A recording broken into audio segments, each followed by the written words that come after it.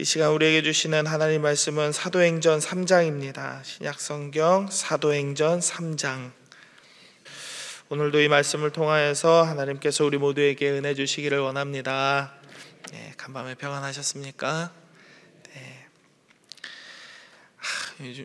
요즘에는 진짜 이렇게 여쭤보는 게 좀 이상한 것 같아요. 간밤에 평안하지 않은 집이 많습니다. 밤에도 너무 더운 것 같아요. 저희 집 대문을 열고 이렇게 돌아서 나오면 그 사택에 들어가는 문이 하나 더 있거든요. 중문이. 근데 저희 집 현관문을 열고 나오면 그 앞에가 뚫려 있는 통로이기 때문에 바람이 아주 시원해요. 그런데 그 중문을 딱 열면 건물 안에 있던 열기가 갑자기 사우나 들어가듯이 이렇게 확 밀려와요. 세상에, 새벽 4시에 이렇게 따뜻하다니. 말도 안 되는 날씨인데 건강 잘 챙기시기 바랍니다.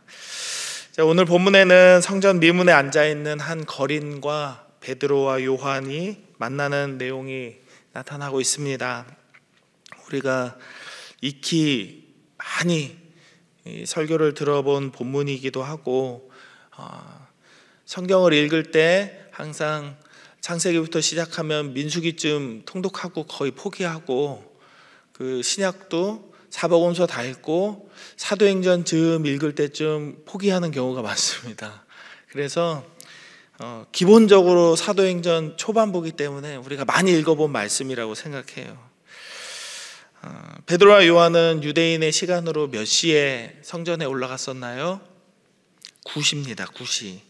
우리나라하고 이 유대하고는, 이스라엘하고는 6시간의 시차가 있습니다.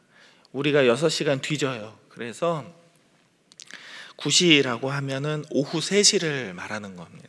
그래서 이제 점심도 먹었고, 한참 뜨거운 기운이 살짝 가실 때쯤 이제 기도를 하러 이 사람들이 들어가는데, 이때 성전에는 문이 여러 개 있는데 미문이라는 곳에 앉아 있었대요. 아름다운 문.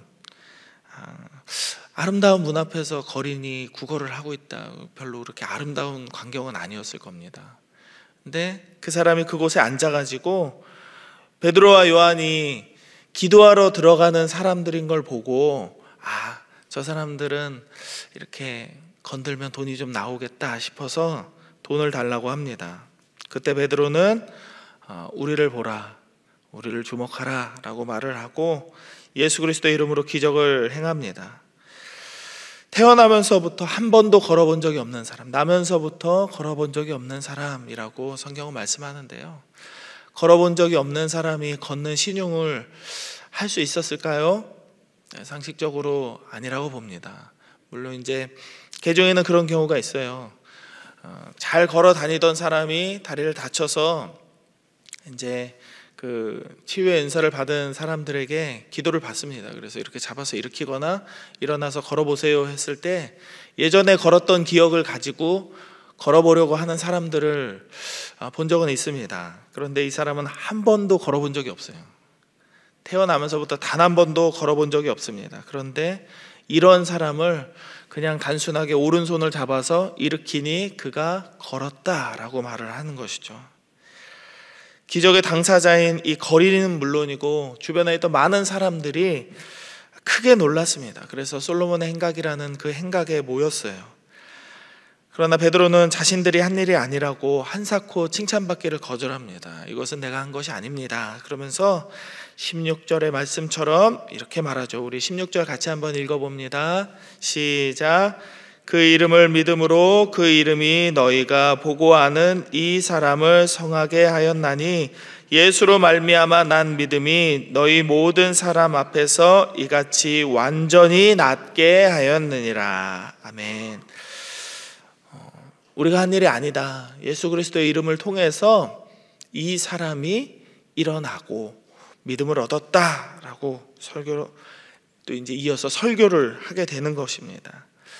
단순히 기적만 행하는 것이 아니라 사람들이 모이자 짧은 설교를 통해서 복음을 전하는 것이죠. 너희가 예수 그리스도를 잡아 죽였지만 너희가 몰라서 한 것인 걸 우리도 알고 그분도 알고 있을 것이다. 그러니 알고 지었던 모르고 지었던 너희가 예수 그리스도의 이름으로 회개하고 죄사함을 받아야 된다. 그래야 생명을 얻을 것이다. 설교를 하는 것이죠.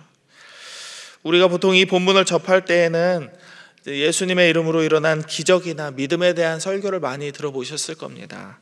오늘은 그 내용에 조금 보충을 더해서 한 3가지 내용을 더 묵상해 보았으면 좋겠습니다. 첫 번째는 믿음을 가진 자들은 성전 중심, 곧 교회 중심으로 살아간다라는 것입니다. 교회는 건물을 의미하지 않습니다. 고린도전서 3장 16절에는 너희가 하나님의 성령이 거하시는 성전인 것을 모르느냐 이렇게 말씀을 하고 있죠. 그 고린도전서 3장 16절의 말씀처럼 우리 한 사람 한 사람은 하나님의 성령이 거하시는 성전입니다. 그리고 하나님을 믿는 모든 이들의 모임은 교회라고 불립니다. 이 건물이 교회가 아닙니다. 건물을 보고 사람들은 교회다 아니다, 절이다 아니다 이렇게 판단을 하는데요. 그것은 외관상의 어떤 이 그러니까 교회의 모임으로 모이는 이 성도들이 한 곳에서 예배드릴 수 있는 편의를 위해 마련된 공간이 교회라는 이 건물인 것이지, 이 건물 자체가 교회의 어떤 의미를 가진 것은 아니에요. 건물이 우리에게 믿음을 주지는 않습니다. 건물이 우리를 뭔가 하나님 앞으로 더 가까이 데려가고 그러지는 않습니다.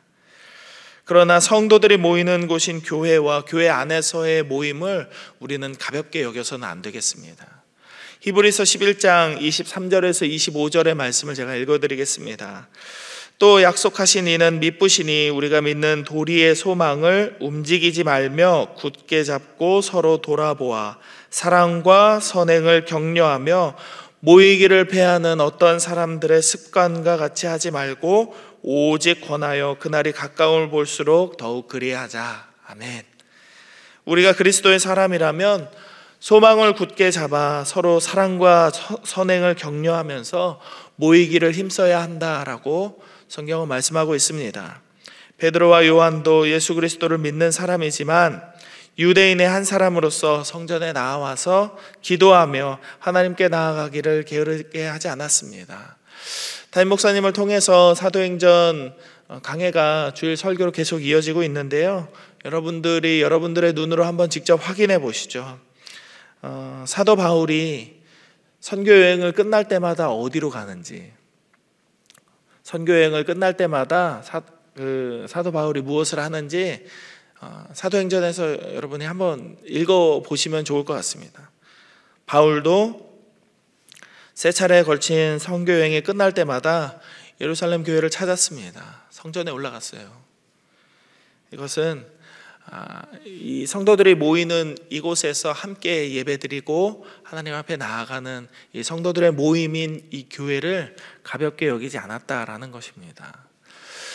코로나 이후로 가장 심해진 어떤 현상 중에 하나는 굳이 교회를 갈 이유가 없다라는 것입니다.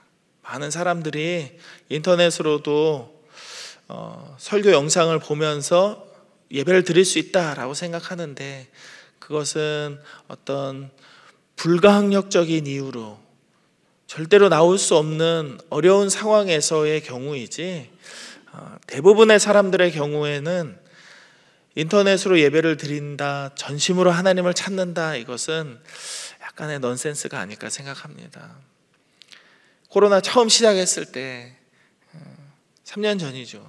그때 저도 서울에서 이렇게 예배를 드렸는데요. 제가 있던 교회를 폐쇄했었습니다. 한 석 달 정도 그렇게 했었는데요. 예배를 드려야 하는데 사역자들은 다 출근을 했어요. 교육자들은 출근을 해서 교육자실에 모여가지고 컴퓨터 모니터를 켜놓고 토요일 날 우리가 녹화한 그 영상을 가지고 주일 아침에 예배를 드리려는데 앉았다 일어섰다 하면서 찬송가를 불렀다가 말았다가 어제 들었던 설교를 오늘 또 듣고 이렇게 하는데 너무 졸리고 너무 재미가 없는 거예요. 근데 그냥 단순히 재미없는 걸 떠나서 누가 이렇게 함께 예배하는 사람이 없으니까 집중하기가 너무 어렵습니다. 집중하기가 너무 어려워요. 저는 그때 양복을 다 갖춰 입고 있었고 함께 예배 드리는 사람들도 똑같은 복장으로 앉아 있었습니다. 그리고 같은 목적으로 예배 자리에 있었어요. 그런데도 집중이 안 됩니다. 가정에서 처음에 한두 번은 옷도 갈아입고 외출복으로 이렇게 입고, 그런데 여성분들은 이제 외출을 하려면 또 화장도 해야 되잖아요. 근데 이제 집에서는 그렇게 안 하죠. 세수만 한번 하고 추리닝 이렇게 잘 여미고 잠옷 이렇게 바지 이렇게 잘 넣고 해가지고 그냥 그 정도로 때우고 예배를 드리거나, 이제 점점 시간이 더 지나고 나서는 눈곱도 안 떼고 예배를 드리는 분들이 있었다는 얘기를 들었어요. 제가 실제로 집을 찾아간 것은 아니지만, 근데 그런 것은 아주 기본적인 이해고요. 모이기를 힘쓰지 않는다면 나 스스로 믿음에서 멀어지고 있다라고 생각해도 크게 잘못된 말은 아니라고 생각합니다. 함께 모여서 예배하고 합력하여 선을 이루는 것이 교회인데, 모이기를 힘쓰지 않고 나 혼자 하나님을 잘 믿고 있다, 나 혼자 하나님 잘 믿으면서 신앙생활 열심히 하고 있다, 이것은 이해되지 않는 이야기다라고 생각하시면 될 것 같습니다. 그리고 오늘 말씀을 통해서 두 번째로 묵상할 것은 성도들에게는 기도가 중요하다라는 것입니다. 기적은 예수님의 이름으로 일어납니다. 흔히 볼 수 있는 내용은 아니지만 우리 중에도 예수님의 이름을 선포함으로써 병이 나았다라는 이야기를 들은 분들이 아마 많이 계실 거예요. 그러나 그것은 베드로의 고백처럼, 그리고 우리가 믿고 있는 것처럼 전적으로 예수 그리스도의 이름의 능력입니다. 그리고 그 이름을 구하는 것, 그 능력을 구하는 것은 기도뿐입니다. 베드로와 요한은 기도하러 성전에 들어가고 있었습니다. 그들 자신만의 스케줄로 기도하러 간 게 아니에요. 그냥 우리가 가고 싶을 때 가자, 하고 싶을 때 하자, 이렇게 기도한 것이 아니라 다른 모든 유대인들이 그렇게 했듯이 옛날 다니엘이 포로로 끌려간 상황에서도 예루살렘을 향해 창문을 열고 기도했던 것처럼 시간을 정해서 함께 합심하여서 기도했던 것입니다. 그들이, 베드로와 요한이 평소에도 기도하는 사람이었다, 기도 열심히 하는 사람이었다라는 증거는 그들의 겸손에서 드러나고 있습니다. 그들은 예수님의 이름으로 기적을 행하고 자신들을 칭찬하는 자들을 향해서 예수님의 이름으로 증거를 했습니다. 예수님의 이름을 증거했습니다. 은사를 가졌다라고 해서 교회 안에서 무언가 내가 할 수 있는 일이 잘 드러나고 있다라고 해서 그것이 나의 힘이다, 나의 능력이다 라고 착각하면 안 되는 것이죠. 오늘 본문에서는 병이 낫는 치유의 은사만 드러나고 있습니다. 그러나 모든 은사는 하나님께서 우리에게 주신 선물입니다. 은사를 사용함에 있어서 하나님께서 주신 능력을 교회나 다른 어떤 곳에서 드러냄에 있어서 우리는 반드시 기도를 통해야 하고, 우리가 그 은사의 주인이나 힘의 원천이 아닌 것을 우리는 분명히 인식하고 있어야 되겠습니다. 그렇지 않으면 우리는 언제라도 우리가 가진 지식, 돈, 능력, 놀라운 능력들, 은사들을 우리가 가진 우리의 것으로 오해하고 자칫하면 하나님과 예수 그리스도를 우리의 종처럼 부리려고 하게 됩니다. TV에 많이 나오는 이단들이 그러합니다.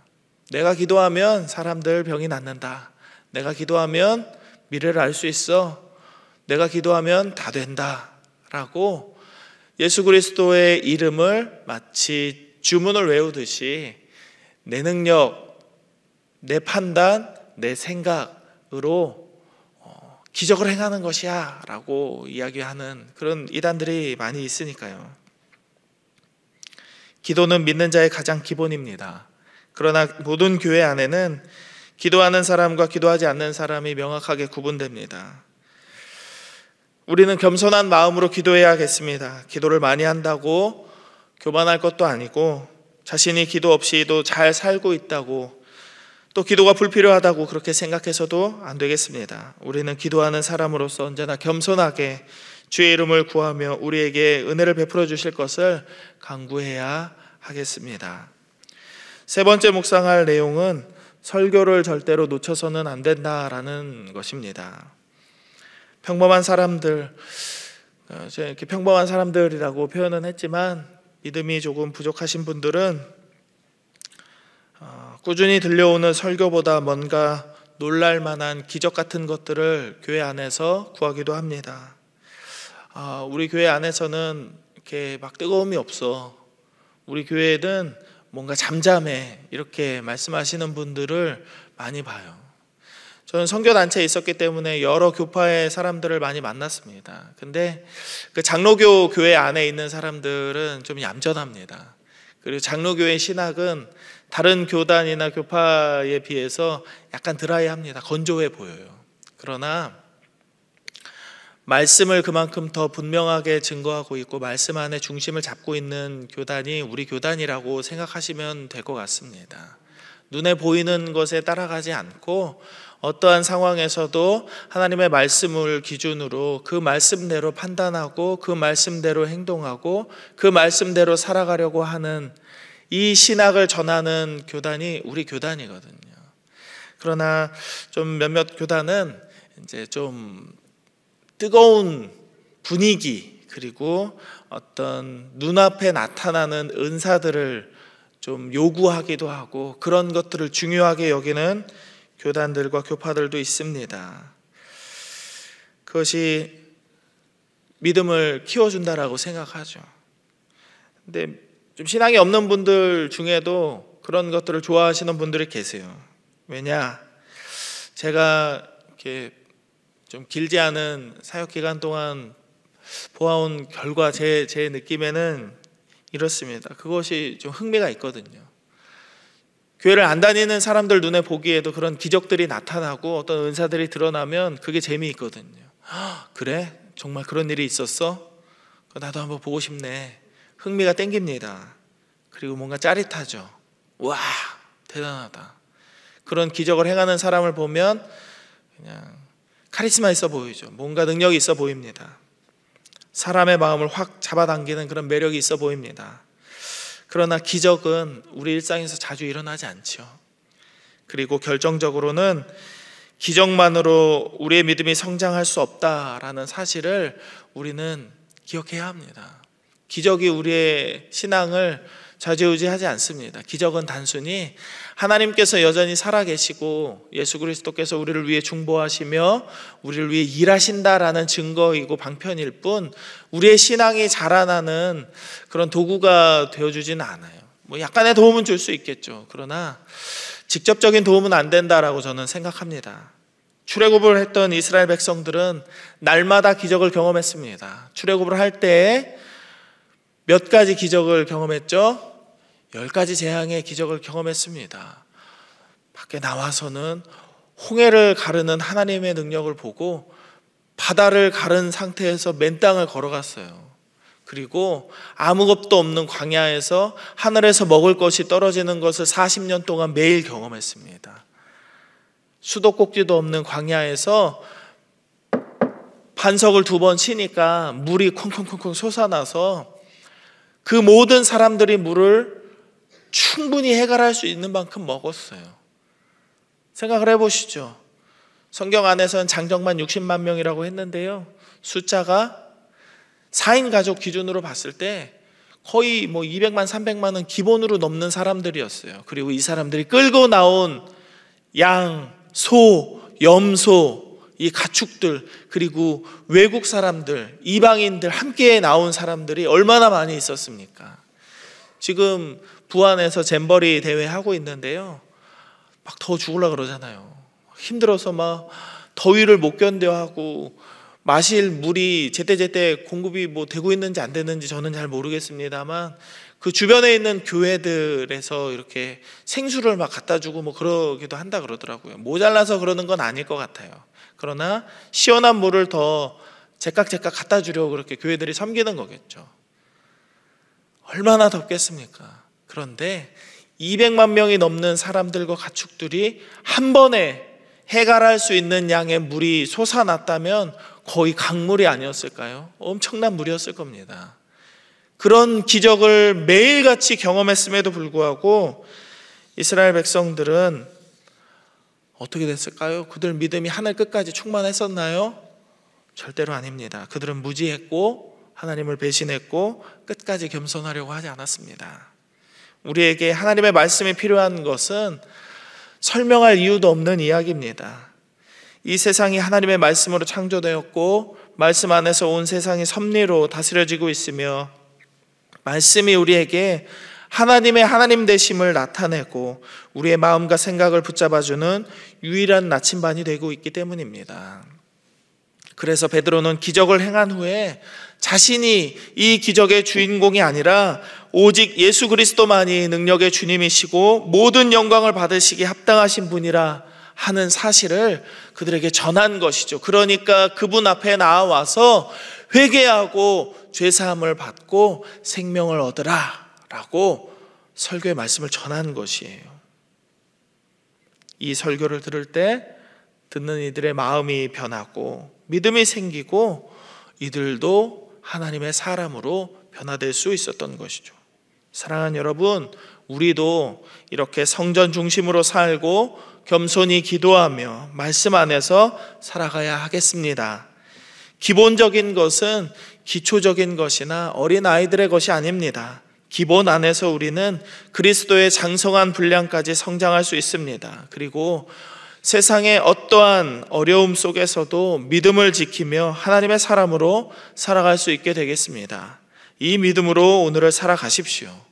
성전에 모여서 기도하고 말씀으로 충만한 오늘을 살아가십시오. 그리고 우리의 신앙의 기본을 이렇게 신앙생활하는 것이 기본이야 라고 생각하는 것을 우리의 자녀들에게도 유산으로 물려주어서 앞으로 남아있는 자녀들의 인생을 하나님과 동행할 수 있게 되기를 위해서 오늘 기도하십시다. 여러분과 여러분의 가정에 하나님의 은혜가 풍성하기를 주의 이름으로 축복합니다. 함께 기도하겠습니다. 이 시간 세 가지의 기도 제목을 놓고 기도하기를 원합니다. 첫 번째는 우리도 성전 중심으로 살고 기도를 게을리하지 않고 주의 말씀을 사모하는 삶을 살게 하여 주옵소서. 그래서 주의 말씀 안에서 내가 그리스도의 사람임을 드러내는 영향력 있는 삶을 살게 하여 주옵소서. 이렇게 기도하십시다. 그리고 두 번째로는 수혜로 인하여서 삶의 터전을 잃은 사람들, 그리고 최근에 일어나는 여러 가지 악한 사건들로 인하여서 목숨을 잃거나 상해를 입은 모든 이들의 마음과 그 가족들의 마음을 위로하여 주시고 그들의 삶의 자리가 속히 회복될 수 있게 하여 주옵소서. 이렇게 두 번째로 기도하시고 마지막으로는 이 더운 여름 광양제일의 모든 성도들의 건강과 안전을 지켜주시고 특별히 연로하신 이들과 병상에 계신 이들을 기억하여 주셔서 하나님 저들을 강건하게 하여 주옵소서. 이 세 가지의 기도 제목을 놓고 함께 기도하며 나아가겠습니다. 하나님, 오늘도 말씀 안에서 이 하루를 시작하게 하시고 이 한 주를 시작할 수 있도록 은혜를 주시며 감사를 드립니다. 하나님, 우리도 베드로와 요한이 그랬던 것처럼 성전 중심으로 살아가며 기도를 게을리하지 않고 주의 말씀을 사모하며 전하는 삶을 살게 하여 주시옵소서. 그래서 주님 말씀 안에서 우리 모두가 그리스도의 향기와 편지로서 영향력 있는 삶을 살아가게 하여 주시옵소서. 우리가 살아가는 삶의 터전에서 누구를 만나든지 예수 그리스도를 전하는 삶을 살게 하시고 하나님, 우리의 삶의 이 신앙의 기본을 사랑하는 우리의 자녀들에게도 온전히 물려줄 수 있는 믿음의 삶을 살아가게 하여 주시옵소서. 우리 자녀들도 신앙의 기본을 온전하게 잘 지켜서 성전을 기본으로 중심으로 살아가며 기도를 게을리하지 아니하며 말씀을 사모하는 삶을 살아갈 수 있도록 저들도 하나님과 동행하며 살 수 있도록 하나님 은혜를 내리어 주시옵소서. 수혜로 인하여서 삶의 터전을 잃은 많은 자들이 있습니다.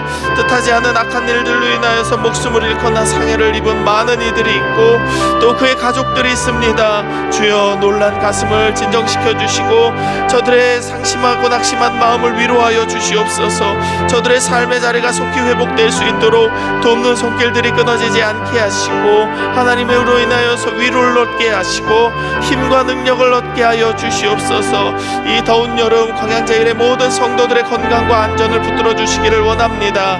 특별히 연로하신 이들과 병상에 계신 이들을 하나님 기억하여 주시옵소서. 주시어서 하나님, 저들이 이 무더운 여름을 잘 이겨내게 하시고 건강이 상하지 않도록 하나님 붙들어 주시며 하나님의 능력으로 말미암아 하나님, 저들이 두 걸음을 걷고 하나님 이 교회 가운데 나와서 저들의 발로 이 교회에 나와서 함께 예배할 수 있도록 하나님 앞에 영광 돌릴 수 있도록 저들에게 은혜와 은총을 허락하여 주시옵소서.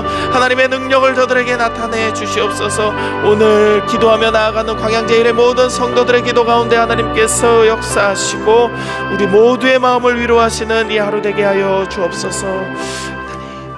하나님 감사합니다. 오늘도 말씀으로 이 하루를 시작하게 하시고 이 한 주를 시작할 수 있도록 은혜 주심에 감사를 드립니다. 하나님, 우리도 베드로와 요한처럼 성전 중심으로 살기를 원합니다. 기도를 게을리하지 않는 자들 되기를 원합니다. 겸손한 마음으로 하나님의 말씀을 사모하는 자들 되기를 원합니다. 주님, 우리에게 허락하신 이 신앙의 기본이 사랑하는 우리의 자녀들, 자손들에게도 온전히 유산으로 물려지게 하여 주옵소서. 우리 모두가 주의 말씀 안에서 그리스도의 향기를 전하는 그리스도의 편지된 자로 살아가게 하여 주시옵소서. 하나님, 이 나라의 수해로 인하여서 삶의 터전을 잃은 많은 이들이 있습니다. 악한 이들로 인하여서, 뜻하지 않은 사건으로 인하여서 목숨을 잃고 상해를 입은 많은 자들, 그리고 그들의 가족들이 있습니다. 주여, 저들의 놀란 마음을 진정시켜 주시고 위로하여 주시고 하나님께서 새 힘을 허락하여 주시옵소서. 저들의 삶의 자리가 속히 회복될 수 있도록 하나님 은혜를 내려 주시옵소서. 메마른 광야에서도 만나와 메추라기로 먹이시고 반석의 물로써 모든 이들의 마음을 풍족하게 하셨던 것처럼 주님, 저들의 삶이 하나님 은혜 안에서 복구 되고 하나님께서 돕는 이들을 보내어 주시어서 속히 하나님의 영광을 드러내어 주시기를 간절히 원하오니 주여 역사하여 주시옵소서. 이 무더운 여름 광양제일의 모든 성도들의 건강과 안전을 지켜주시고 연로하신 이들과 병상에 계신 이들이 하나님 은혜 안에서 이 더운 여름을 잘 지내실 수 있도록 하나님 인도하여 주시옵소서. 하나님, 우리 가운데 마음의 어려움으로 인하여서 낙심함과 절망함으로 인하여서 기도의 끈이 놓쳐진 자들이 있습니까? 기도하러 교회에 나오기가 어려운 자들이 있습니까? 예배를 드리러 이 성전을 찾기가 어려워진 자들이 있습니까? 저들의 마음을 하나님께서 알아주시고 하나님께서 주의 성령을 통하여서 위로하여 주셔서 다시 저들도 이 성전을 찾고 하나님 기도 앞에 나오게 하시고 하나님의 말씀 앞에서 저들의 삶이 온전히 변화될 수 있도록 하나님 은혜 내려 주시옵소서. 기도하는 모든 광양제일의 성도들의 기도 가운데 하나님 응답하시며 놀라운 하나님의 영광을 나타내시는 이 하루가 되기를 간절히 소망하며 거룩하신 예수님의 이름으로 기도드립니다. 아멘.